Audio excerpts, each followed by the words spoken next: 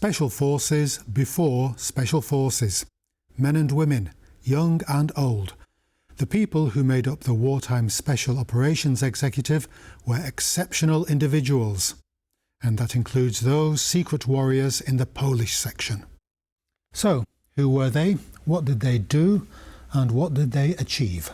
Join me, Jan Darasz, for How We Got Here.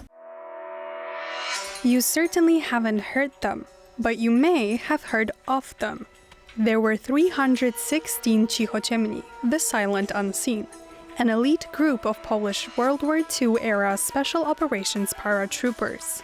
The group was created in June 1940, following France's capitulation and the subsequent relocation of the Polish armed forces to England. The silent unseen were formed with one purpose in mind: to be airlifted over Poland, dropped into occupied territory, and provide direct support and cover for the Warsaw Uprising. The unit was the brainchild of two men, Captain Jan Chomik-Górski and Captain Maciej Kotwicz-Kalenkiewicz. The silent unseen were recruited among soldiers of the Polish Home Army, a massive clandestine resistance movement in the Polish territories under German and Soviet occupation. In collaboration with the British Special Operations Executive, the Polish paratroopers were trained in Great Britain and, beginning in January 1944, in Italy. Their training included cross-country runs, knife fighting, jiu-jitsu, sabotage, explosives, marksmanship, and more. The deployment of the silent unseen unfolded from February 1941 to December 1944. Once on the ground, the paratroopers smuggled money and mail, severed German supply lines, and took part in regular battles. I'm delighted to welcome our guest today, Clare Mulley, historian and author of several books on the women's experience in the Second World War. And today, especially, we'll be concentrating on the Special Operations Executive and two of those agents, in particular, Agent Zoe, Elżbieta Zawadzka, the latest book, and also later on Krystyna Skarbek, again another fantastic storyline from the SOE. So welcome to the programme. Dziękuję. Dzień dobry. Anyway, let's have a bit of background. Can you just sketch us in what the SOE was and what was it designed to do? Is it designed to do, I suppose, in Churchill's famous phrase, to set Europe ablaze? That's right. It was set up just after the fall of France, started operations really July 1940, and it was to support the resistance through providing training, men, supplies, and essentially communications as well back with Britain. And that was largely in France, but also supporting groups across occupied Europe, including Poland. I suppose we should mention that it wasn't a male-oriented organisation. Many women were... That's right, it wasn't only men. There were actually 39 to 41 female agents, accounts differ, and 29 of those were sent behind enemy lines into France, and the rest were sent elsewhere, including Italy, Belgium, Holland, and of course Elżbieta Zawadzka was sent into Poland. And this was a highly aggressive organisation. Very highly trained operatives. What did they do? What was their main function? Was it an intelligence function? Was it a sabotage or diversion function? They seemed to come into this grey area between a spy, who's there just to gain information, and a saboteur or a guerrilla soldier. It was really all of those things. I mean, MI6 really focused on the espionage role, and so the SOE's role, they were initially formed partly from an organisation called Section D, and D stood for destruction. So you can see it's very much for sabotage and supporting partisan and resistance armed forces in the country. But they also played an espionage and intelligence role as well. Was this specifically a British brainchild? I mean, Churchill thought of all these raiding forces to to kind of keep the war bubbling along, I suppose. Yes, the SOE was a British organisation, but the Cichociemni, of course, is an independent Polish organisation. When they were in Britain, they are trained under the auspices of the SOE, and with SOE funding, SOE referred to them as P section, as in the Polish section, and there were many different country sections. But as far as the Poles are concerned, of course, the Cichociemni reported directly to the Polish government in exile in London, and then to the Home Army commander when they were back in Poland. And were they used exclusively to support the Home Army in Poland, or were they parcelled out in other? Yeah, they were. There were theatres? some Cichociemni who were sent to other countries, Italy, France, elsewhere. I think Yugoslavia, as was, but the majority of them were sent back to Poland. And how were they? How many were dropped? About 300 and. 316 were dropped. So they creamed off of around 35,000 troops that managed to get out of Poland after the September campaign. They served again, of course, in the Battle of France, then got to Britain, and they creamed off the top around 2,000, put them through training. Over 500 passed the training, and 316 became Cichociemni, or one became a Cichociemna, and were parachuted back. The main problem with supporting Poland from the west was the logistics, the range of aircraft to drop these That's right. agents. How did that hamper, how did that affect the Polish war effort on the ground here in Poland? Well, the first Cichociemni to be returned came from Britain, and that showed that this long journey could be undertaken. It was possible, but as you say, logistics were very difficult, and the majority were sent back specifically to support the Warsaw Uprising. And by that point, there had been D-Day, there were Allied forces from the West already on continental Europe, and once we had taken parts of Italy, it was a shorter journey to come in from Italy. But even then, it was incredibly difficult, and of course, during the Warsaw Uprising, that was hampered very much by Stalin refusing to let the aircraft supplies land on the far side of Warsaw to refuel, so they could only take half as much. They had to have auxiliary fuel tanks. And what was the lasting influence? Did their obviously, Polish resistance collapsed in 1940-45. Did they continue their clandestine activities within the various organisations that sprouted up after 1945, or did they melt back into civilian life as much as they could? Yeah, well, some of them wanted to help in the rebuilding of their nation. Some of them wanted to resist, so they diversified. We know that many of them, of course, over 90 were killed during the Second World War, but another 9 were killed in the post-war period by the communist regime. And so there was continued resistance, and some of them very famously returned to Britain and were sent back out by the government in exile, and were then captured and were executed. And what do you think is the lasting effect on the Polish memory of the Second World War? I suppose we have to mention the fact that if you're an agent and you're caught, you face torture, interrogation, torture, death, severe reprisals against the local population, SOE agents. They were parachuted in Czechoslovakia, faced Lidice and Lizaki, the two villages that were wiped out, Orador in France. Was that the part of the calculation that had to be made as they were being sent to these places, any SOE agent? It's quite easy for us to look back with the hindsight of time and see how appalling these reprisals were. I think we were aware of the brutality of the Nazi German occupying authorities of that regime. But I think even, for example, also with the Warsaw Uprising, had we have had the hindsight, perhaps, and there was certainly debate about whether these operations should go ahead. On the other hand, it is incredibly important, the symbolic value, the rallying value. Poland never capitulated. Poland kept fighting. And this is a story that's really important, I think, not just for Poland, but also for all of the Allies, for Europe today. Is that the kind of light that kept their memory alive, the fact that these were extremely courageous men and women? Yeah, I think it's very important that we do remember their courage, but I think we also need to remember their achievements. Some of them were sent back to lead partisan armies, like Ponuri, Jan Pivnik, and he was incredibly courageous, but of course there were reprisals in the local villages, even for his work. Others were sent to support forgery work, others were sent with radio communication specialists. Jan Nowak Jezeransky was doing radio communications and telling the story, and that work is absolutely vital as well.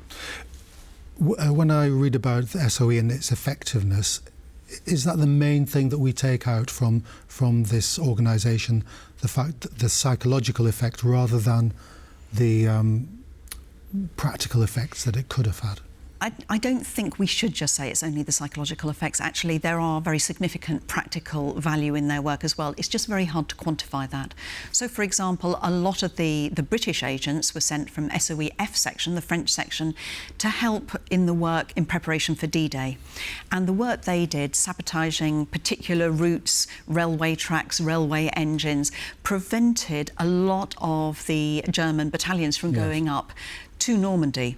And so that enabled Britain and the Allies to push out of that enclave on the coast and come into France. So this is really vital work. It's often been said that perhaps they shaved off several weeks from the war, and in the support around D-Day alone, it was particularly effective. So I think there is real practical benefits, the outcomes as well. It's very difficult to quantify, I suppose. It is. We'll take a look at our second clip, which features two of our subjects today, Krystyna Skarbek and Elżbieta Zawadzka. Elżbieta Zawadzka, codenamed Zo, was a Polish spy whose missions blurred the line between courier and legend. Disguised as an unassuming traveler, she slipped messages to an intermediary at the Manchukuo embassy in Berlin. On the return trip, she stitched orders and cash into a belt pressed against her skin. In 1943, she delivered messages to the Supreme Commander of Polish forces in exile in London. Her route? A perilous waltz across borders, slipping through Warsaw, Germany, France, Andorra, Spain, and Gibraltar. A member of the British Special Operations Executive, she returned to Poland by parachuting from a plane, thus becoming the only female silent on scene. The captain who welcomed us embraced me, taking me for a male colleague. Then he recoiled, not expecting a woman. Having narrowly evaded a Nazi clampdown on her spy cell, she laid low at a Catholic nun's cloister, only to re-emerge and fight along the insurgents of the Warsaw Uprising. In the communist era, she was monitored, persecuted, and imprisoned for several years. She endured all the ordeals, worked as an educator and researcher, and saw Poland regain its independence, before passing away in 2009 at the age of 99. But Zawadzka is not the only female spy Polish history has to offer. Take Krystyna Skarbek, a Polish woman who became not just Winston Churchill's favorite spy, but also one of the earliest female recruits into Britain's Special Operations Executive. What's more, her life inspired the writing of Ian Fleming, the creator of cinema's most famous secret agent, James Bond. Now you can discover Skarbek's secrets in the latest film by director James Marquand, The Partisan. We'll talk about Elżbieta Zawadzka, fascinating history there. How did she get to Britain, and what do you think were the qualities of her personality that qualified her for this kind of perilous jump? It was very perilous. I mean, she had already served for some years in the resistance. She started off the war actually serving in uniform in the defence of Lwów, as was in Poland. She then served as a leading courier. She ran an intelligence gathering network across Silesia of great high-grade military intelligence, very important. And then eventually she was recruited to be Stefan Grot-Rowecki's personal emissary. And he sent her with two very important microfilm and two missions to undertake in England across nearly 1,000 miles of enemy-occupied territory. It's an extraordinary journey. She had to go into Berlin itself, and then through Strasbourg. She was nearly caught in a bombing raid. She had to get into France. She had to hide in the water tender of a train. She was shot at in the freezing mountain passes of the Pyrenees, but she made it to Britain in 1943. How long did this journey last? fast from It was Poland. a couple of months, actually, yeah. And they actually upgraded the intelligence she took on the way. And then she arrived in Britain, handed over the information to the Poles in Britain. The British were so impressed, they proposed her for the OBE, British Very High Honour. And then she had 2 missions to undertake. So she sorted out the London end of the courier routes, and she also fought to secure the legal military status of women in the Arca, in the Home Army, because until that point they had no rank, they couldn't go to military briefings. It caused lots of security issues and it was very inefficient, and they had no protection under the Geneva Convention because they weren't officially soldiers. Okay. Yep. So in doing that, she actually saved thousands of lives at the end of the Warsaw Uprising. So the qualities required for that, I mean, she was incredibly courageous, of course. She was a deep patriot. She had a real sense of duty and service. She was also incredibly determined, and she had a wonderful sense of humour. I think that helped to keep her going as well, very positive attitude. So she's great fun as a character as well. The pressures of this 2-month-long journey throughout occupied Europe with danger every moment, really. At one point she had to leap from a moving train, and she said that she thought, as she had this moment of mortal danger, she thought of her childhood reading because it gave her strength, and she thought of cowboys and Indians, and the cowboys used to leap high to slow down their momentum. So she said, I tried to jump high, but I just fell down and smashed my arm. But, you know, she's got this real imagination, determination and nerves of steel as well. Yes, I mean, the loneliness, we were talking about this before we came on into the studio, the 2 pressures that I seem to get from reading about the SOE agents are the fact that it was a lonely job and the fact that it was a very incredibly stressful job that we can't imagine that today. When the British were recruiting agents, Selwyn Jepson, one of their recruiting officers, said that they looked for the qualities for someone who could resist a cool and lonely danger. So yes, absolutely, those are some of the qualities that she had. She survived the war, as unlike many of her compatriots and agents who fall in front of her, have to use their suicide pills or get shot by the Germans after interrogation. What happens to her in the immediate post-war environment? She must have been suspected as a very, very enemy agent. Almost. Yes, the communist regime kept her under surveillance. She actually wanted to help rebuild her nation.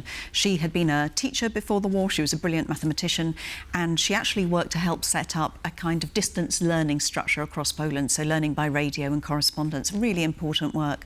But one of the great ironies of her story is that she's one of the very first women to serve in the Second World War, from 5 o'clock in the morning on the 1st of September, right the way through. She's given last orders by Komorowski at the end of the Warsaw Uprising, continues the fight. But she's never caught. She's a hair's breadth from being caught so many times.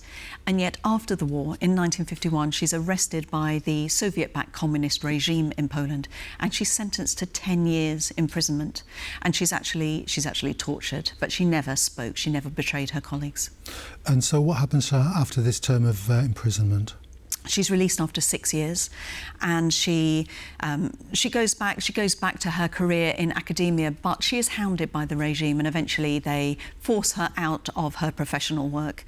And she continues to work secretly. She realises that the narrative of the war as being told by the communist regime is not the war story that she knows from experience to be true.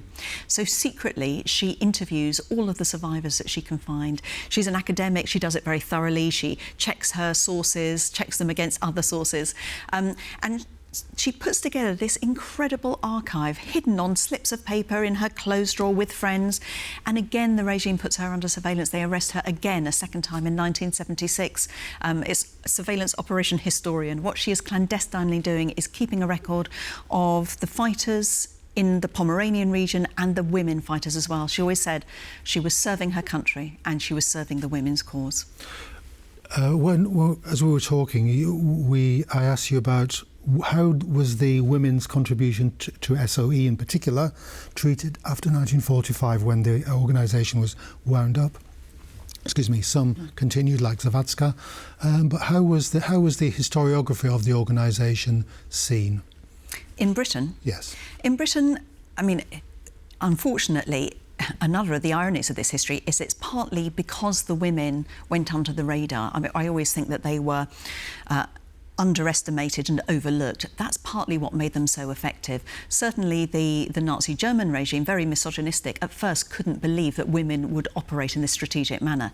Of course, when they did find out what was going on, their response was invariably very brutal. But it's being underestimated that partly made them so effective. And then after the war, the irony is they are once again overlooked, but now by their own compatriots. And so the women in the SOE did not receive military medals, the men did. They were doing the same work, the same roles often, and yet they received the civil equivalents. One of them said there was nothing remotely civil about what we did. Yes. They didn't get the work, they didn't get the recognition. We'll move on to another one of your subjects, Krystyna Skarbek. Yes. Give us a brief overview of what she was like and what she did in SOE and for British intelligence. I mean, my first question would be, why did she join the British intelligence rather than the Polish one? She actually served the British and the Poles, but she mainly worked for the Brits because when the Second World War started, September 1939, she was actually with her husband, who was a diplomat in southern Africa. So by the time they managed to get back on convoy of ships, avoiding the submarines already in the oceans, Poland had already fallen. And so she got back to Britain, and the fastest way she could serve her country in the Allied war effort, she felt, the fledgling Polish resistance was still establishing itself. So she banged on the door and really demanded that MI6 take her on, demanded rather than volunteered, I would say. And she was in position by the end of 1939, very early on. And what was her personality like? It seems to me that she's totally different. She's a different character. Makeup from the women Zawadzka. are as diverse as the men, of course. So yes, she's a very passionate woman. My biography of her in British is called The Spy Who Loved, Kobieta Szpieg in Polish, and it's called The Spy Who Loved because she was a very passionate woman. She loved adrenaline and adventure. She loved men. She had 2 husbands, many lovers, but most of all, she loved freedom, by which I mean both freedom and independence for the country of her birth, Poland, the country that later she would become a citizen of, Britain, but also for herself personally. She was a feminist and very much ahead of her times in that regard as well. Is this a necessary quality, as well as a cold quality for being a courier that Elżbieta Zawadzka exhibited? Was this a necessary quality to be this kind of swashbuckling kind of agent that equipped her well for the implies that she was a little over-dramatic. She actually was very effective at her job. Her achievements are extraordinary. She made the first contact between the British and the Polish resistance inside Poland very early on. She brought out microfilm taken by the RK that showed the massing of tanks and troops on what was then the German side of the German-Soviet wartime border, the first film evidence of preparations for Operation Barbarossa. She brought that back across wartime borders. Churchill at this point said that she was his favourite spy. Yes, what was that all about? Why did he say this? Because the information she romantic himself? No, the information that she brought back showing the preparations for Operation Barbarossa, the massing of German tanks and troops to invade Soviet-held territory. It's Hitler's great betrayal of Stalin, his former ally in the war. It was a massive turning point in the war. She brought that evidence. It was the first evidence to reach Churchill's desk on that. So you can see how fundamentally important that was. Made a fascinating, unfortunately tragic end. But unfortunately, we've run out of time, but we could go on for hours about these 2 subjects. Fascinating history. But Clare Mulley, thank you very much for coming on Pleasure, thank you. Our programme. And once more, I'll show you the book, Agentka Zoe, Agent Zoe, Clare Mulley. Great read. That's all we have time for. Unfortunately, could have gone on for hours. Join us next time for How We Got Here on TVP World, 9:35, 21:35 Tuesdays. See you then.